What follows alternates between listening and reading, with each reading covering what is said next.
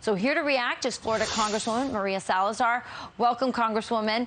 So explain to our viewers why you think, of all the demographics, that Hispanics are the most dissatisfied with the Joe Biden economy, or with the Joe Biden's performance in general. Thank you, Rachel. Of course.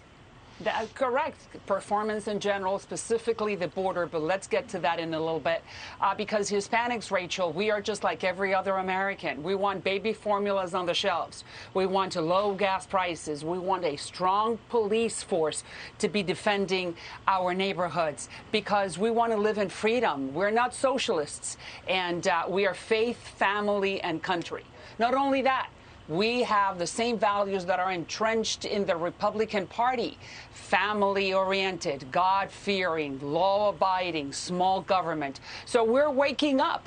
And the GOP, thank God, is embracing us and telling us, come, it's time for the Hispanics to take a look at the Republican Party and understand that we have the same values that are entrenched in our communities. The largest minority in the country, by the way, 23% of the population. That's right. So, Congresswoman, it's so interesting because as the numbers tank across all demographics for the Democrat Party and for Joe Biden in particular, I think their hope has been that they could, rally support around the abortion issue. But with Hispanics, won't that further alienate them from the Democrat Party?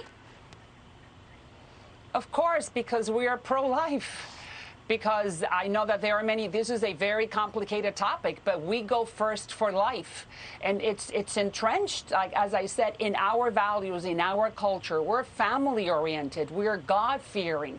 We're people that come to the United States because we want to embrace the American values. We love the promised land. And that is why going to the border, which are those images that you were showing before, is that, and I'm sure you know this is the biggest fallacy on earth, that the Hispanic community in the United States wants open borders. No, the Democrats are the Democratic Party is the one that wants open borders, because they have this impression or this idea that everyone that comes in through that border is going to vote Democrat. And look, they're waking up to reality. We want to come in legally. That is why I have created, and I thank you because you have showcased my bill before in other shows, the Dignity Act.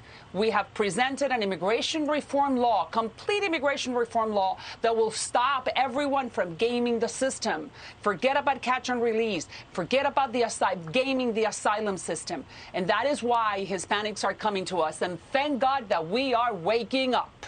Yeah, I'll just mention to you, Congresswoman, that when I was just at the border, the vast majority of the migrants that I encountered there are Cubans. And so we're going to have to bring you back, because I want to talk about that. It's very curious to me, just the sheer numbers. I would say, upwards of 80%. Second largest group. Yeah. Absolutely. The second largest group crossing illegally. Crossing illegally. Yeah. Well, yeah, I wouldn't know. I can't blame them. But at the same time, let's talking to Cuba now. I'm not sure if you know, in the last few hours, the Biden administration is thinking about inviting Cuba to the Summit of the Americas. I mean, Cuba is one of the cruelest, most perverse revolutions that this hemisphere has ever seen. Yeah. They're planning to invite Nicaragua and Venezuela.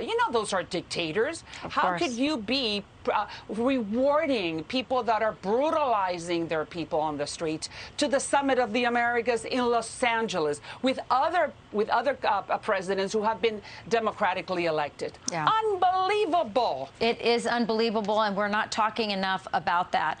Congresswoman, thanks for joining us and for bringing and shining a spotlight on that. Thanks to you. Okay.